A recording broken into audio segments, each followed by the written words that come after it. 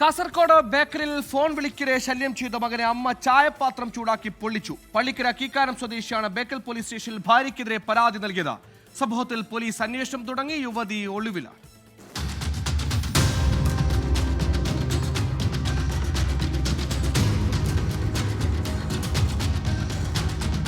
ബേക്കൽ കീക്കാനം സ്വദേശിയായ 10 വയസ്സുകാരനെയാണ് അമ്മ ചായപാത്രം ചൂടാക്കി പൊള്ളിച്ചത്.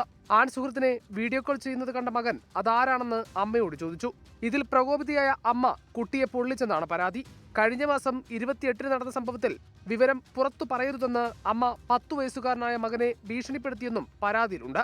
സംഭവത്തിന് പിന്നാലെ യുവതിയെ കാണാതാവുകയും ചെയ്തു. ഇതോടെയാണ് പൊള്ളലേൽപ്പിച്ച വിവരം കുട്ടി അച്ഛനോട് പറയുന്നത്.